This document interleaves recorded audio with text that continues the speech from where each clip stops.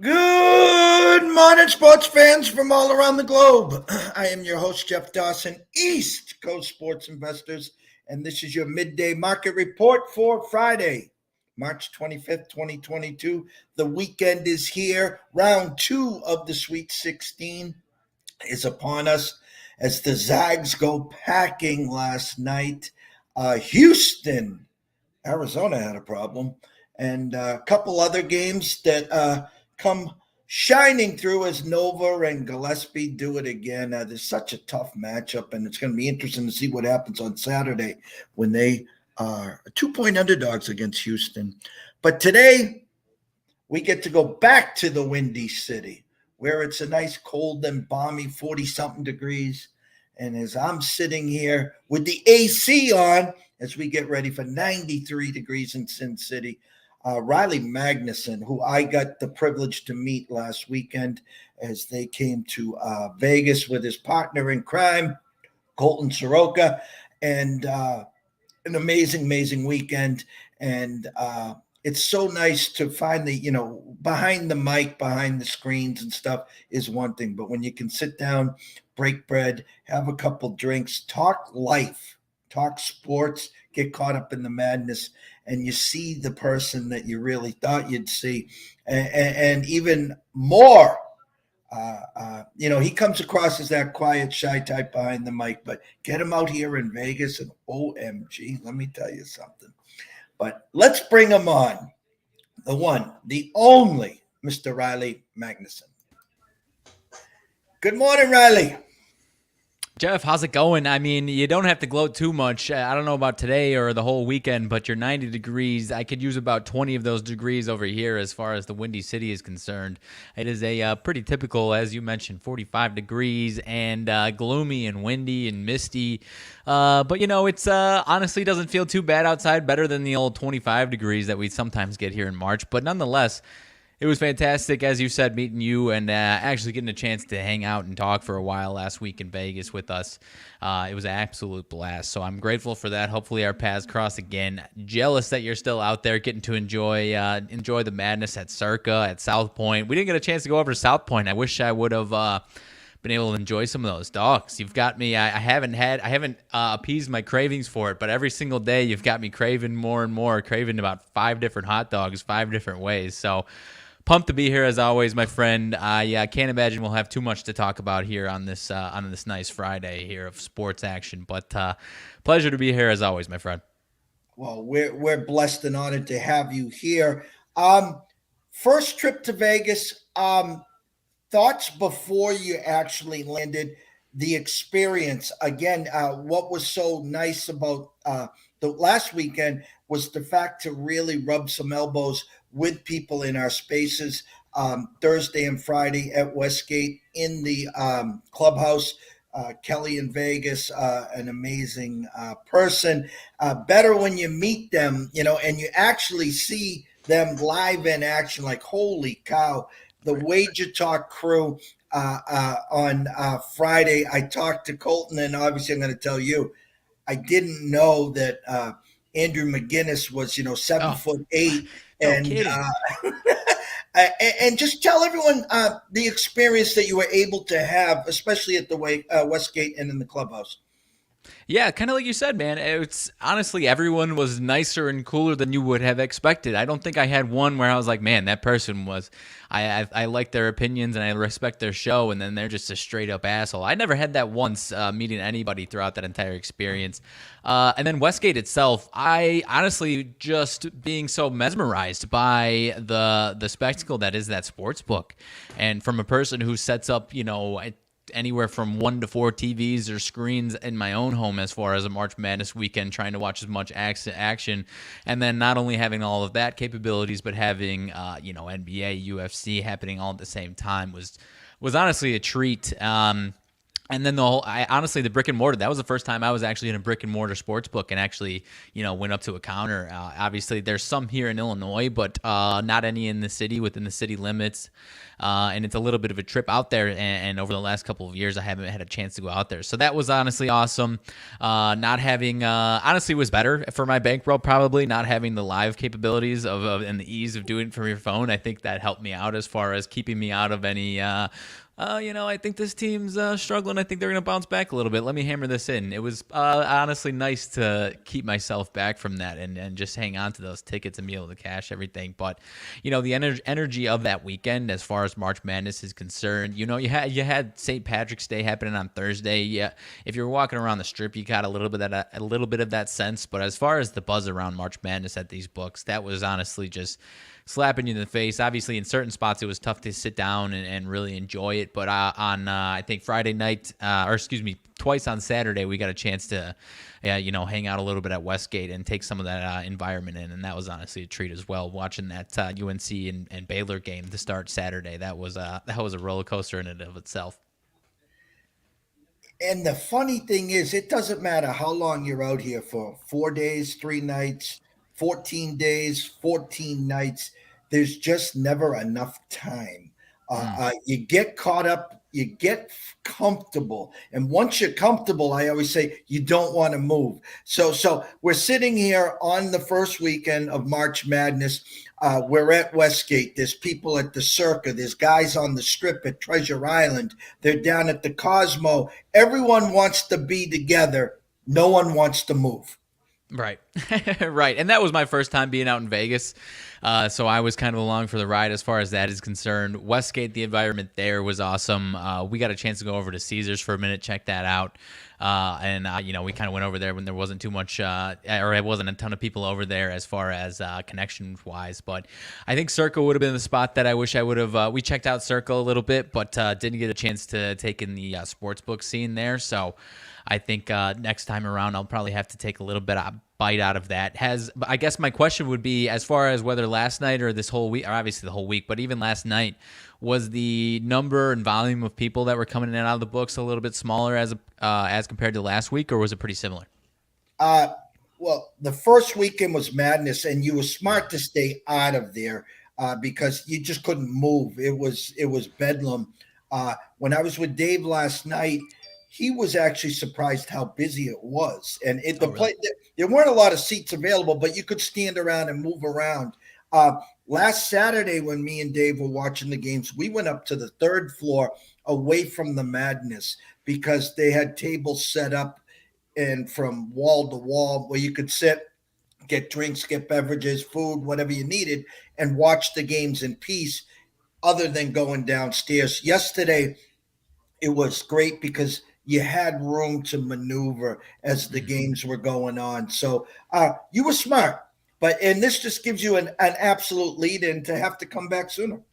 Oh, absolutely. Maybe maybe a little NFL action next time around instead of waiting until March Madness. That's what I'm hoping for. Those NFL Sundays are, I enjoy those as much as anything as far as sports action is concerned. So, speaking of, I don't know if you're trying to lead into NFL action or conversations in general, but handful of things have been happening with a certain team that I, tend to call myself a knowledgeable guy about. So I don't know if that's where you're trying to head or not. That's up to you, obviously.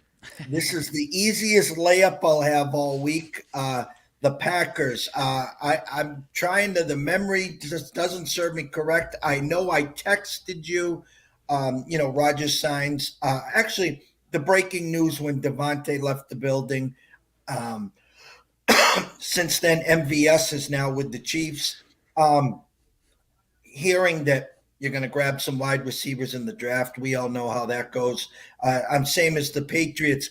But let's get the temperature from the guru himself on Packer Nation. It's funny. What I'm hearing is Rodgers knew all along they weren't going to re-sign Adams, yet he comes to the window and collects his 50 million, 59 next year, and doesn't blink. It's almost like one of these, I don't give a rat's ass.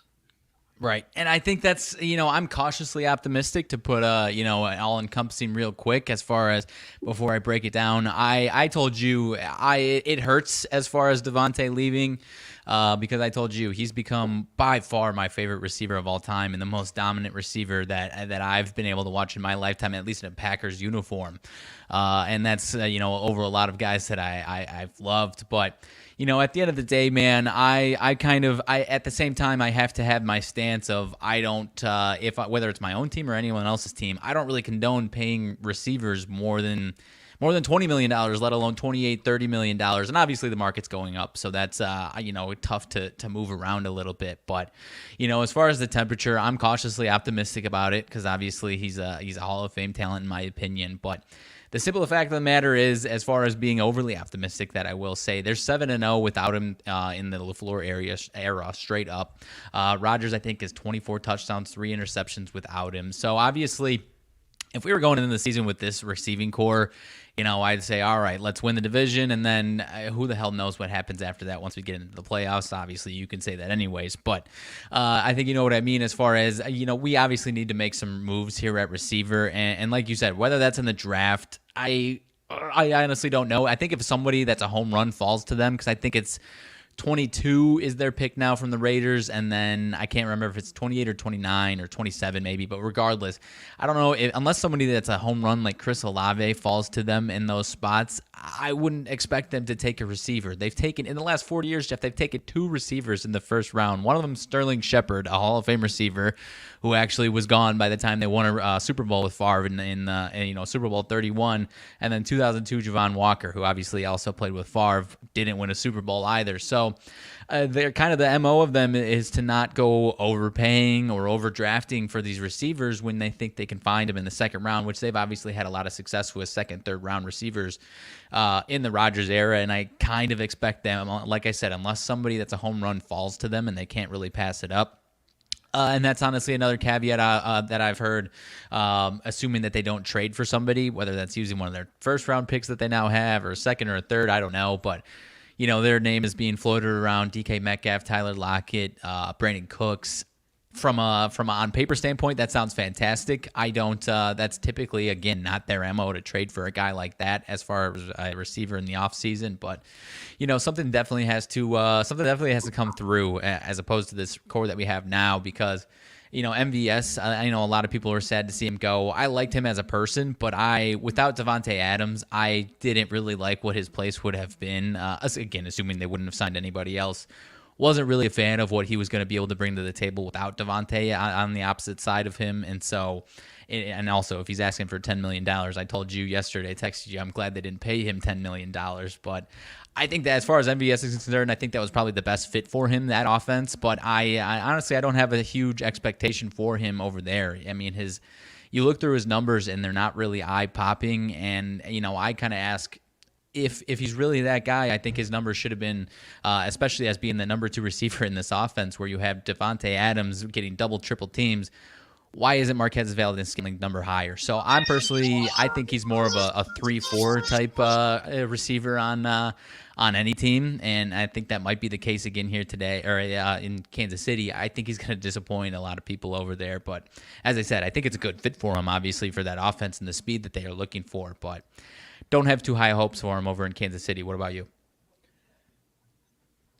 It's something from the fantasy aspect. When Adams is out, when he was banged up, you expect these guys to shine, and they never did. And then now, they get the money, the bag, now the opportunity to go somewhere else, and all of a sudden, we're supposed to expect that the light switch is going to go on.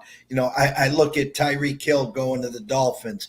I look at Juju, who turned down Kansas City last year, that says, well, I'm going to go back there this year then. And he goes there. Now you look at an MVS. I'm looking at your offense here, and you stated it perfectly. Don't expect them to draft a wide receiver. They haven't done it. And it would just be so Packer-esque here and LaFleur-esque to say, hey, you handcuffed us. You wanted to get paid. We had to ship Devontae out. You got Lazard. We got Dillon. We got Aaron Jones. I say, screw him. Look for a big tight end that you can add there. And then you start to sprinkle in all these other little wide receivers and see what happens. I think you're right. I mean, so I guess as far as tight end, again, if somebody that's talented falls to them, they brought back Bob Tunyon on a prove-it deal, so a 1-year deal. Like you said, though, that doesn't mean that they can't bring in a great tight end that they find in the draft as well. Personally, my opinion is that I honestly, again, unless I think Chris Olave is the name that keeps coming to my head, unless he falls to them at 22 or whatever pick, if they keep both of their picks, I kind of expect them to take either 2 defensive players or one either offensive line tight end and a defensive player with the second one. That's kind of been their MO for a long time. And the way they've been building up their defense, I'm really optimistic. I guess I didn't mention that. I'm optimistic about the moves they're making with their defense, bringing just about everybody back and now getting Jair Alexander healthy. Bringing Preston Smith back, getting Rashawn Gary into another season to where he continues to improve. I'm really, really high on Rashawn Gary. I think he's going to be a double-digit sack guy here for the next handful of years. And then bringing back Rasul Douglas. You've got 3 guys in your secondary with Jair Alexander coming back, who's a top 5 level talent. You got Eric Stokes, who was a rookie this past year, showed a lot of flashes of being a really, a really good player. Obviously had some rookie mistakes here and there, but now he's coming into year 2. And if Rasul Douglas, even if he regresses a little bit, if he's still their third option, I'm really optimistic as far as that is concerned. So, as far as, and now they've obviously got a lot of capital in the second and third round. So I kind of expect them to take a receiver in one of those rounds. And obviously, again, that depends on if they make any other moves here in the next couple of months or next month or so, I guess, before the draft. But it's going to be an interesting summer. Like I said, I'm cautiously optimistic.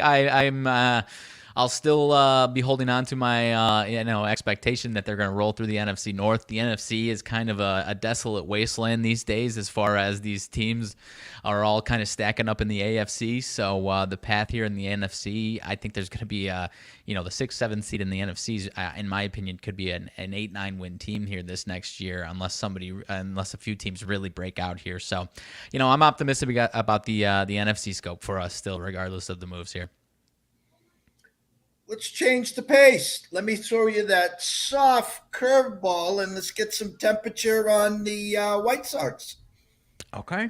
Yeah. I mean, I'm still hoping they've got another move or two up their sleeve. I was hoping by this time that I since the last time, probably 2 weeks ago, since I've talked to you, I was had higher hopes that they would not necessarily hit a home run, but bring in a guy. Some of these guys that have been right field names. I'm kind of hoping that they still have that up their sleeve. But I'm optimistic, man. I've been able to watch a little bit of spring training. Again, in the similar sense of what I was just talking about with the Packers, I don't really have any concerns. Even with Correa coming to Minnesota, I don't really have any strong concerns about them rolling through the AL Central because they did it last year. And Luis Robert, Eloy Jimenez, those guys missed a ton of games last year. So as long as we have more health, I'm pretty confident that we can, live up to our expectations. I want to say I saw our over-under is right around 92.5, so that obviously gives me a lot of optimism because I think last year it was in the mid-80s as far as our preseason over-under was concerned. So that gives me some type of optimism for sure. Our starting pitching staff, we've got a couple of young guys that obviously, I mean, you've mentioned on the show before, Kopech, as far as probably, jumping into an actual starter role, which will probably be 5-6 innings at a time because he puts a lot of tax on himself with how hard he throws. But I'm optimistic as far as that's concerned. Dylan Cease might be the biggest X factor as far as any starting pitcher, and whether it's our team or in the league, honestly, because I know a lot of people coming into last year, a lot of people I saw had Cy Young tickets out on him. I don't remember what his odds were, And I'm kind of still, even to this day, kind of pumping the brakes as far as that is concerned, because I still need to see it, because his stuff is absolutely disgusting. If he can get his control down, he can be that type of guy. My concern so far with him is that, especially last year, now that we were starting to play some higher stakes baseball, whether it's, a random regular season game or obviously into the playoffs, his best work came against some of the weaker lineups or some of the middle of the pack lineups or lower stakes games.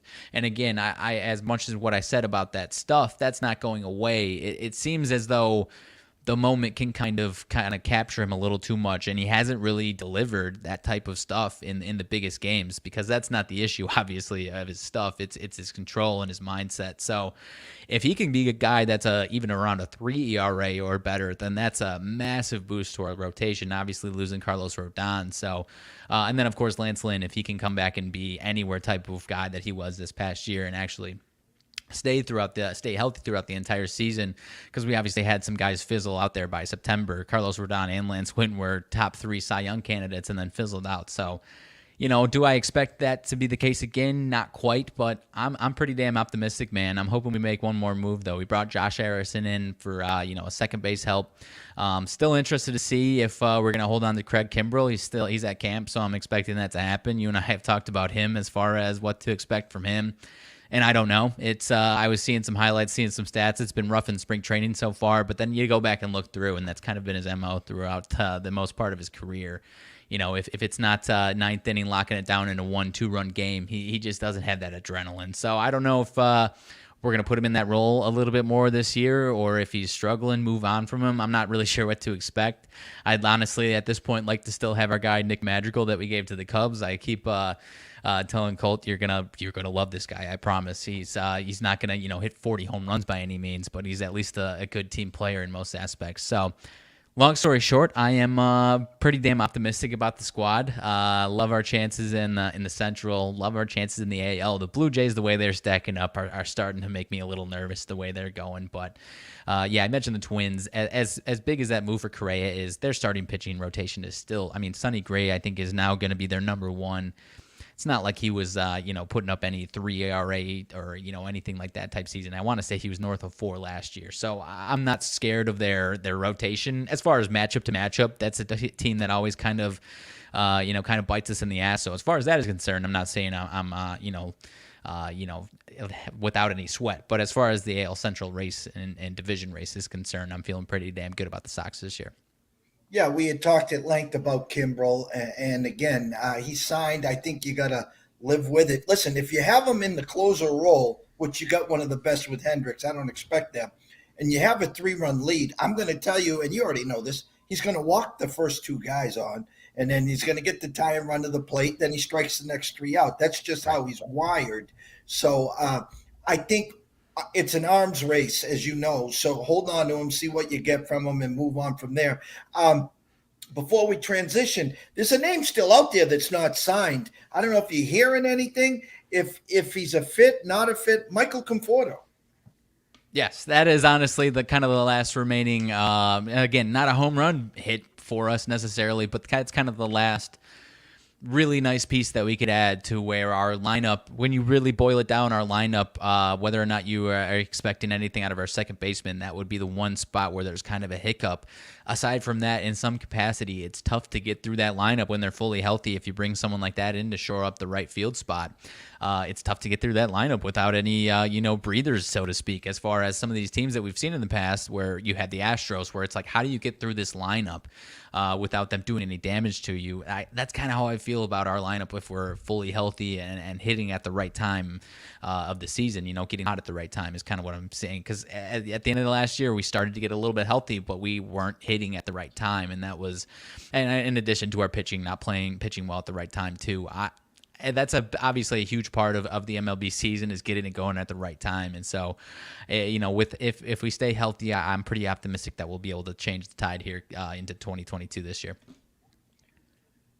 Full slate tonight, NBA Friday, fade the public, contrarian, however you want to look at it. And of course, we have the March Madness tonight. 4 games on tap: North Carolina, UCLA, St. Peter's, Purdue, closer to you there, Providence, Kansas, Iowa State, Miami, Florida. If you want to start in the madness in the Sweet 16 round 2, that's fine. If you want to start in the NBA, that's fine as well.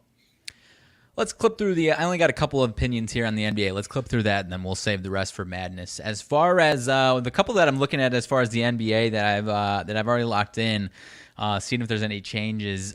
So Washington and Detroit is one that I'm looking at, and it's interesting that I say this because if you've been paying attention gambling wise to the NBA, Detroit has been a free meal ticket for the better, free 5-star meal ticket for the better part of the last month and a half.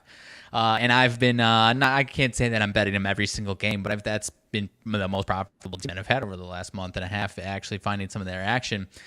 They're a favorite spot, -4 at home today. They have not been as profitable in the favorite spots this year, and I think we've got another case. Maybe they get the win. But they're getting 80+% of money on Detroit in this one. Washington, the biggest concern for me is I'm a big guy that doesn't like to back teams that are on a back-to-back, which Washington is, but with a pretty big sample size that you typically don't see. They're 35-16-2. I got to squint because I don't have glasses on. 35-16-2 to the number in the last 53 on 0 days rest. So they're actually, over the last couple of seasons, been a really profitable back-to-back team. And, catching 4 points, I think that's got some value here. They've won 4 straight games over Detroit going back to last season. And the last 2 are actually February 14th and March 1st, so kind of about the time, especially February 14th was about the time where Detroit started to turn things around, and then obviously March 1st as well. That's 2 wins during this stretch that we consider Detroit a totally different team than what their record of 20-53 straight up says. So that's still kind of ringing bells to me as far as this might have some value. Again, it's really getting over that back-to-back hump is really the toughest pill for me to swallow because I typically don't like doing that.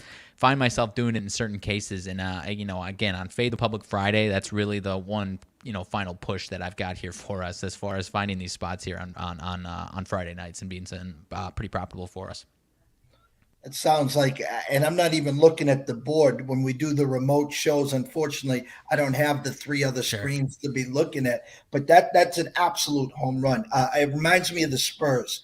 The Spurs, when they're 6-point favorites, you fade the hell out of them. And when they're 6-point underdogs, you jump on board. And as you said, Detroit was on like a 14-1 ATS run. And I think they got picked off late last week or early this week. And now they're 4-point favorites. Sound the alarms. I'm all in there with you. Right, and that last one they failed to cover. They were favored by a handful against the Blazers, and they ended up losing that one outright. It was like 7.5, and even went up to 9 at one point in that day. So, when teams get on that type of heater, it's hard not to back them continuously. But yeah, in a favorite spot, I'm gonna stay away from tonight. Other one is another Fade the Public on this one. Philly going all the way over to LA. The Clippers catching 5. It was at 5.5 down to 5, despite the Sixers similar situation, getting all this money, 80+% of money. And, I don't have too much on this one as far as the trends, but, and again, this is a pretty simple reverse line movement, fading the public on this one. Clippers have 4 straight losses, so I think that's part of an overreaction as far as looking like it's easy money to bet on the Sixers. Clippers got 4 straight losses, but it was against some really, really tough teams, really tough opponents, and obviously this, Sixers team is a very tough opponent, but I think with that line right there where it is, I think that's got some value to it as well. I'm going to be hammering that one at +5 as well.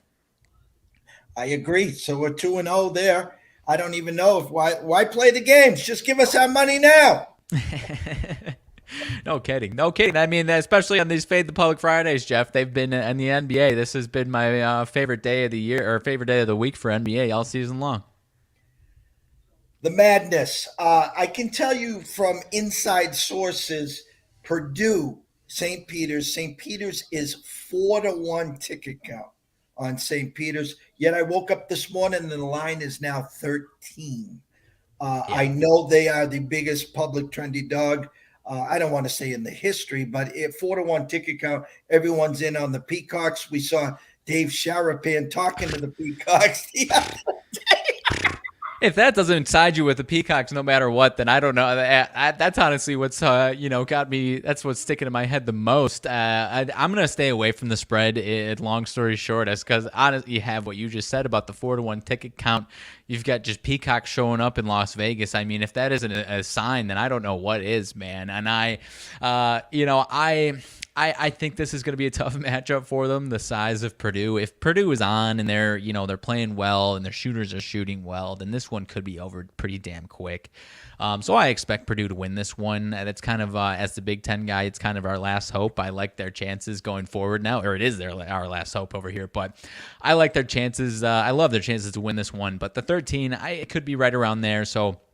It reminds me of a couple of the other spots. 15 seeds are 2-0 against the number here in Sweet 16 games over the last, last 10 years. We had one a couple years ago. We had Florida Gulf Coast about 10 years ago, maybe a little less than. So I'm wondering if it's going to be that situation. I think it was Oral Roberts last year, and I think it was against Arkansas, if I'm not mistaken. And I was on Arkansas, and I not only was I, kind of standing on a hill by myself, holding this Arkansas ticket over, everyone's favorite public darling, Oral Roberts. Again, if I'm not mistaken, that was a situation. And then they don't cover, and I look like an even bigger asshole. And so, without having a staunch opinion on this one, that's going to keep me away from it, and just hope that the Big Ten guys move on and keep hope for us in this one. Any thoughts from you on this one?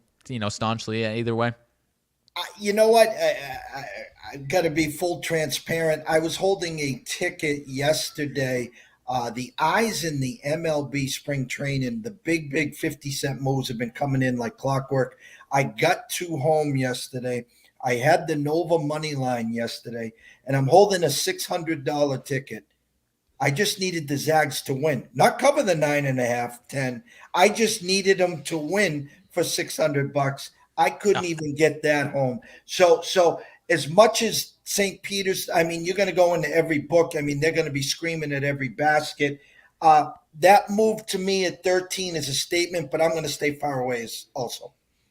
Right. That's where I'm at as well. And I would, even as the Big Ten homer, I wouldn't hate to see the St. Peter's team upset them, because much like you, I didn't have the $600 ticket, but I was listening to, Sherapan and Julian Edlow on Unreasonable Odds podcast, I think it's called, talking about a potential, Julian brought it up to him. It was like you can catch Arkansas plus 9.5 first half, and then Gonzaga money line, and it was -110, -120.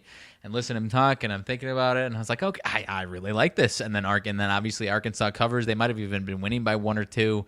And then so all you need is just Gonzaga to take care of the money line for -110 or -120, whatever it is. And I'm a massive fan of the Muss Bus. At this point, I think he's become my number one favorite coach in college basketball. So, it was a tough pill to swallow, and I still, it's bittersweet whenever that type of shit happens, where your heart is opposing your bankroll, and sometimes you just got to swallow that pill, and sometimes your heart wins, sometimes your wallet wins.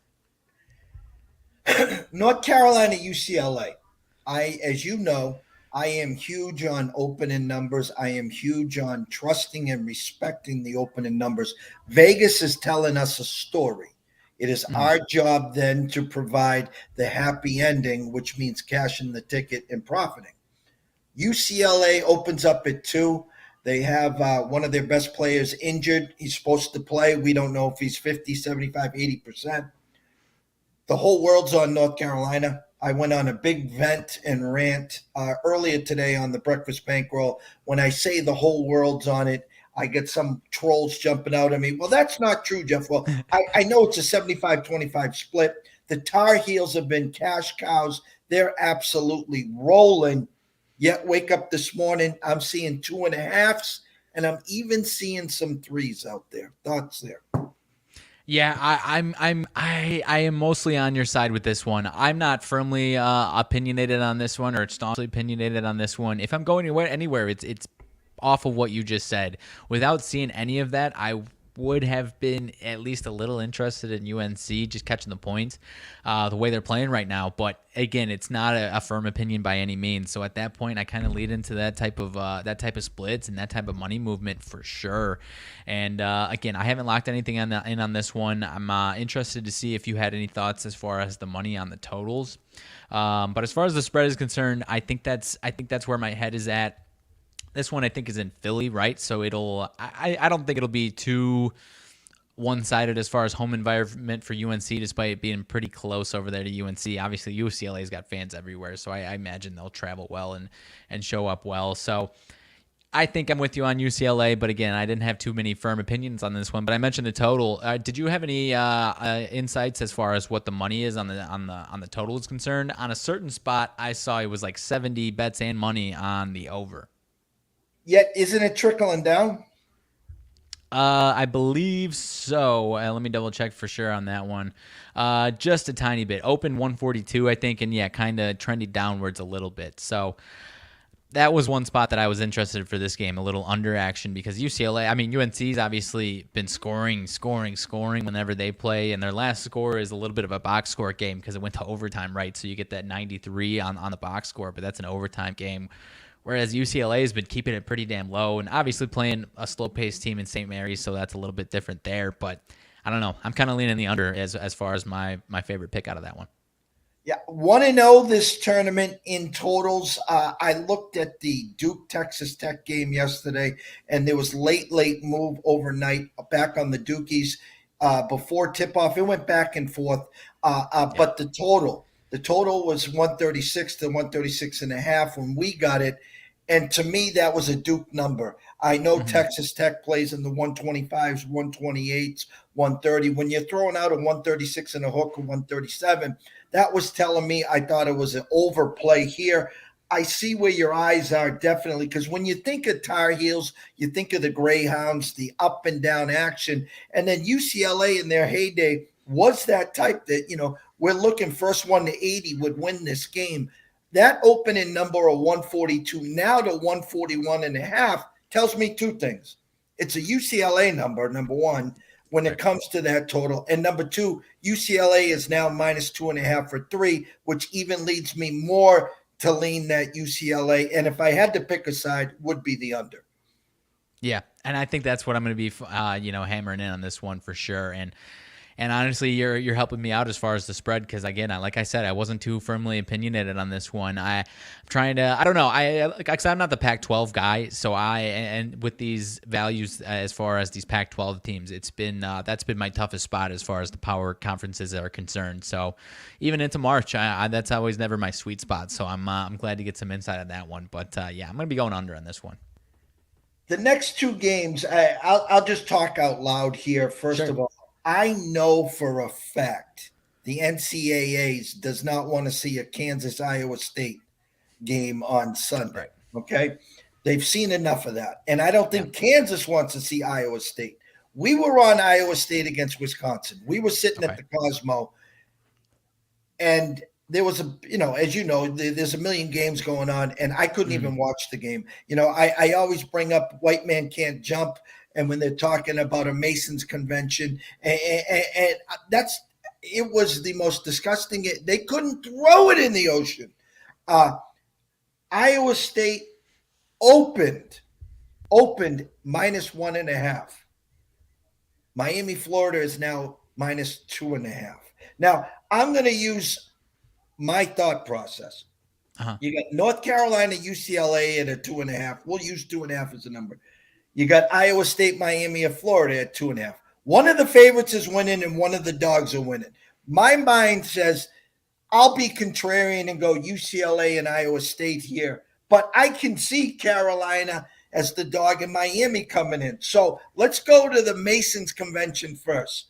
Are you buying the Miami, Florida flip -2.5?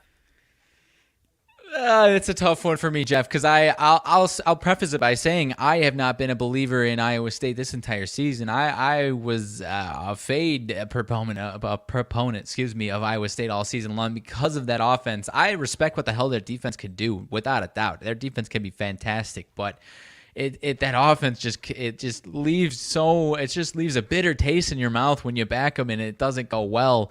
And I don't know if that's what we expect tonight. Because I agree with you as far as one of these favorites is going to win, one of these dogs is going to win.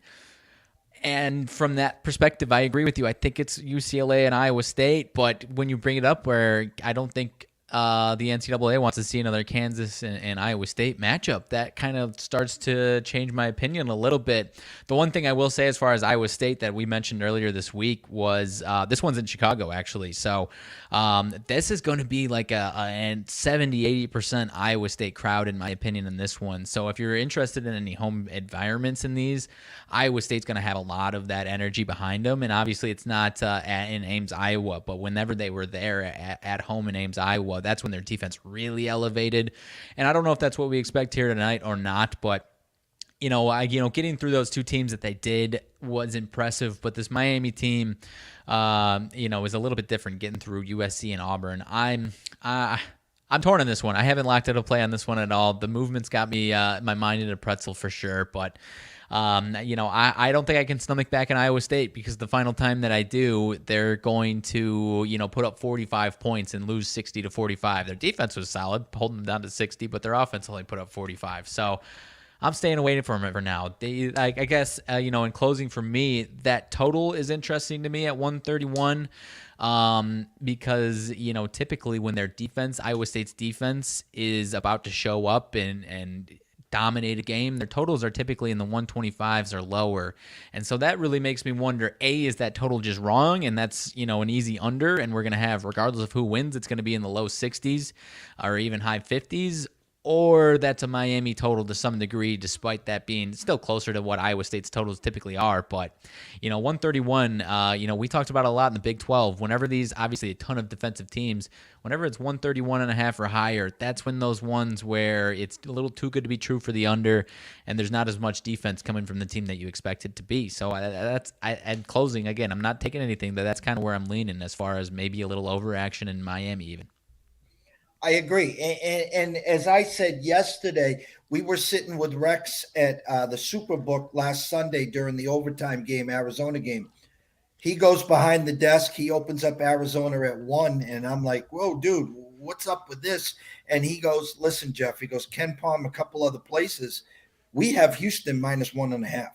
And he says to me, point blank, I know we're going to get Arizona money. And as we were talking, right as he put it up, it went right to 1.5. He got it to 2, 2.5, wherever it closed. Houston boxed the wire on last night. I look at this. Can I compare Iowa State minus the 1.5 to that Houston team? Which I'm not comparing the two teams. It's apples and oranges. Sure. But respecting that opening line. And I think you can get egg on your face. Like yesterday, the Michigan and Nova game stayed at 5 for the whole week. And Nova ends up winning by 8. Michigan had the last shot for the backdoor cover, and they clanked it. I think you could be sitting at the same thing here saying, hey, Iowa State played great defense. They were in it. They were just, listen, if they get down 7, it's like 17 to someone else. Right. And that's kind of what I was saying as far as the fade spots for them that I was finding all season long. It's just that offense, if like you said, if they get down, it's just it leaves a nasty taste in your mouth, and those games can be so tough to watch in certain spots because while their defense is playing good and limiting whoever it is to bad shots, Iowa State can get fine shots. They just don't know how to put the damn ball in the hole half the time, and it drives me nuts, man. And so again, I ain't backing Iowa State, but I'm not necessarily saying I'm dropping a whole bag on Miami, but I'm at least interested. All right. The game of the day, rotation number 635, 636, Providence at Kansas. I can tell you this, Westgate opened up this number at 9. Circa and most of the other people dropped it to 8.5 as their openers. It's down to 7. Everyone can talk about Providence, Ed Cooley, the Luck Box team, whatever you want to call them. They're in the Sweet 16. I can tell you this. If this game is close with 10 minutes to go, Providence will find a way. That's what they've done all year. Can Kansas get out early, open up a lead where, and listen, I've seen Providence come from 19 back, force overtime, and win these games. Sure. I'm not sold on Kansas. I don't see Danny Manning walking through that building. But with that said, I do know there is a difference here in talent. But heart and coaching goes a long way. Thoughts on this game? As far as the spread I'm torn on. I have a fairly firm confidence that Kansas is going to win this game. Bill Self in the Sweet 16 throughout, whether it's Kansas or anywhere else, he's been absolutely fantastic. 8-2 straight up in the Sweet 16 at Kansas, but in both the Sweet 16 and the Elite Eight as a favorite, he's 6-10 against the number. So a little bit less of a free ticket as far as a winner is concerned when you're backing the spread on that. And so, with the luck that Providence brings, it's tough for me to lay that 7 with Kansas because I actually laid the points against Creighton, Kansas and Creighton, thinking that was going to be an overmatch in talent, and Creighton obviously hung with them and covered that number and gave them a run for their money. I expect Abaji to kind of go to another level here if he's as good as he's as good as he is and as good as he's hoping the statement that he's trying to make. I have to imagine he needs to take it to another level to not only win this game but take care of this number as well. And I don't know if we're going to see that or not. So again, I'm for the time being, I haven't locked anything in. It's really tough to fade anything as far as Providence is concerned. I mean, you followed the Big East very, very closely. Those games against Villanova where it was a similar situation. I don't remember what the closing line would be, but it would between, there was the one where it was between 7 and 9, and it was okay. Well, if Villanova isn't winning by 15, what are we doing with this line here? And then the next thing we know, we've got Providence down to the wire, losing by 4 or 5 or whatever it ends up being. So I kind of expect that, but this Kansas team, I'm not sold on them as far as how them being, I think, now the favorite to win the whole damn thing. I'm not sold on that for sure, but I do think they should win this game, and I think it could be a little sweaty on the number. I'm not really sure as far as if it's going to land at, down to the wire 2-point game, or if it'll be, 5 to 9 point game. You know what I mean? Currently, Houston is favored to win it all because Okay. Kansas has one less game. So what's Okay, going to sure. happen is if and when Kansas wins, they'll flip and they'll go in front of Sure. Houston. There again, I'm kind of torn. The slate to me, the way I operate, the way my eyes, the way I'm wired, is UCLA and Iowa State. That's the play. Can I stomach that? I don't know. I might just end up just taking UCLA. Listen, I could easily get egg on my face. Like yesterday, I got the egg on my face. We had the over in the Duke game. We lose the Zags -9, and we had Michigan +5.5. So double egg on our face. We're even for the week as it is. I think tonight's a tough slate. It is, and that's kind of where my head is at as far as I just don't have that full type of confidence level that I would normally hope to have. Really, the one that has jumped out to me the way I operate the most, that I have the most confidence in, would be the under in that UNC and UCLA game. Aside from that, during a normal day, maybe I would take Purdue, but I don't think I can. I don't think I can stomach that. I think the Peacocks can at least throw some bows, and the way they've game planned for these other teams so far, you can put a game plan together for Purdue and scrap with them and hang within single digits for sure. So. And then Providence. I've just kind of stayed away from. I haven't been betting on Providence. I haven't been betting against Providence. On the rare occasions that I do bet against Providence, they smack me in the mouth. So I'm staying away from that for sure as well. I don't know if there's maybe a random little, kind of like I was saying with obviously it was a loser, but something out of the box where it's like the Arkansas first half plus a handful of points and then the other Gonzaga money line. I don't know if that has any value on any of these games. Something like that is concerned, but yeah, for now I'm kind of keeping a cruise control and watching a lot of these from an entertainment aspect, hoping they're as good of games as we had last night for sure. Before we close, I'm sitting there with Dave yesterday at the Circa. The Houston game went final. We were trying to pick the opening number. I said 1.5, and then I said, you know what? You're going to have some cojones.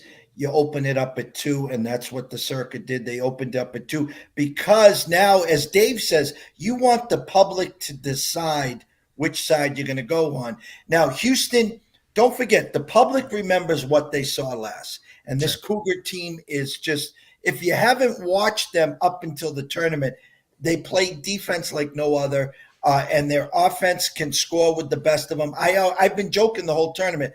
I'm having flashbacks of Phi Slamma Jamma. That's how good this team is playing. Now, Yeah, 100%. Oh, sorry. Go ahead. they opened that up at 2. Okay. Initially, I said you're going to get boatloads of money on Nova. I think this is going to be a classic. Pros versus Joes. I'm going to say public all in on Houston, sharps in on Nova. I'm not going to be out. We're not going to have a show till next Friday. Thoughts on Houston Nova?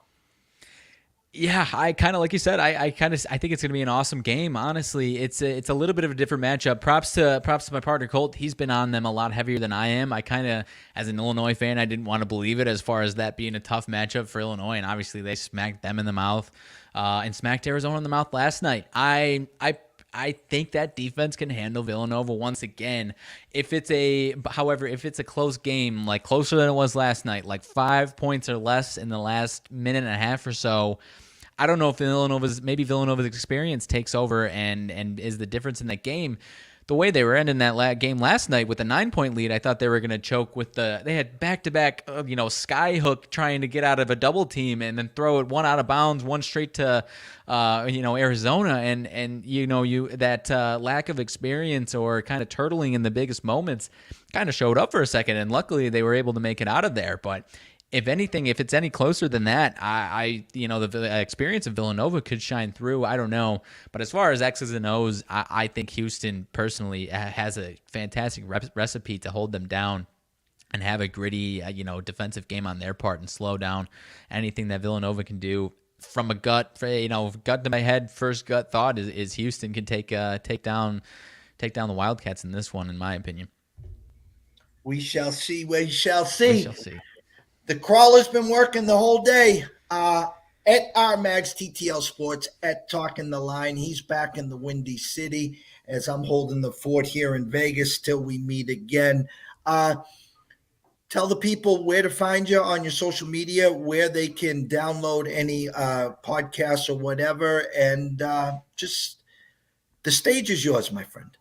Of course, yeah. As you said, the ticker's been crawling. RMAGS TTL Sports is my Twitter handle. Talking the Line is the full Talking the Line page, Twitter handle as well. TalkingTheLine.com is the one-stop shop for just about everything you need.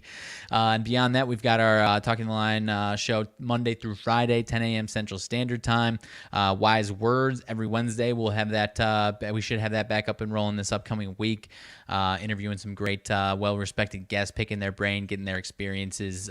We usually have a third show, Cup of Joe on campus, breaking down whether it's college football, college basketball slate. But now with only 2 games tomorrow and then 2 next week, we're kind of pumping the brakes on that one. Not typically it's 100 games or so to talk about, and that's typically the route we go. So we're putting that one on pause. Not sure if we'll have any type of MLB action type show as far as that concerned. We're going to be talking about that upcoming here, but. Aside from that, follow us on the stuff that's ticking along down there. You go, like I said, either TalkingTheLine.com or you go to the Talking the Line Twitter page and you get your link tree right there, and you get just about everything you need. All of our stuff as far as podcasts are on podcast directories as well. Talking the Line podcasts, and then the Wise Words podcast if you're just searching on your favorite podcast directory. Excuse me. I like what you said, one-stop shopping, and that's what you'd have, and it's amazing, amazing work.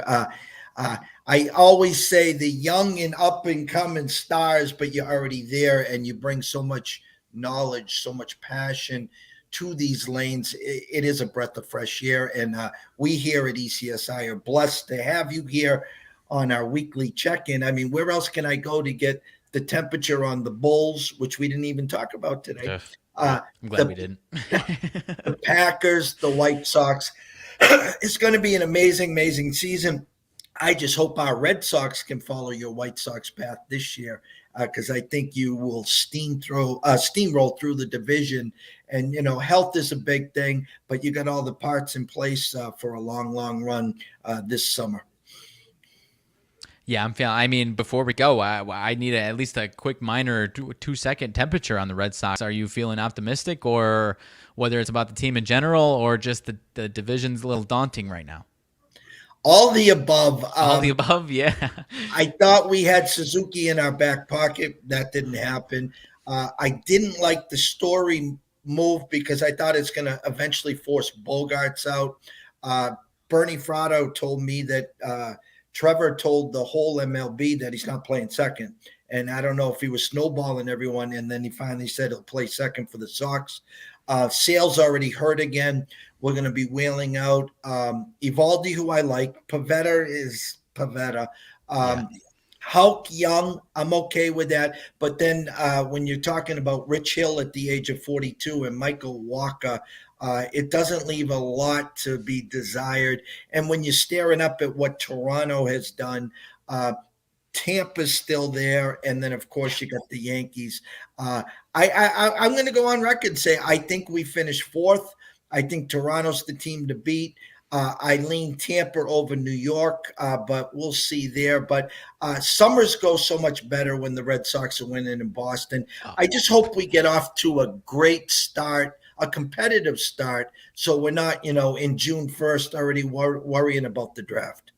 Right, that or the trade deadline, yeah, as far as being sellers or buyers, that question. I mean, you're talking my language as far as summers are better, Jeff. I had, up until this, new era of White Sox baseball from about 2009 to 2019, it was a 10-year drought of pretty miserable baseball as far as my team is concerned. So I'm at the bare minimum, I'm at least happy that I even get to talk in an excited fashion about my team over here and have a nice summer as far as that's concerned. And then, we'll get to the fall when we get to the fall, hopefully, as far as the White Sox are concerned. Well, I can't wait. And again, thank you. Follow me at EC Sports Invest. Obviously, follow Riley at RMAGS TTL Sports and at Talking the Line. And always remember this, gentlemen and ladies. If you are wagering or investing today, please do it responsibly. If you do have a problem, pick up the phone. There is an 800 number available. Ask for help. Why? Myself and Riley care. We want to see you here today, tomorrow, next week, next month, through 2022 and beyond. From myself, Jeff Dawson at EC Sports Invest, from Riley Magnuson at RMAGS TTL Sports and at Talking the Line, we wish everyone a blessed day. Enjoy the weekend. Have some fun with these games. And we'll see you soon.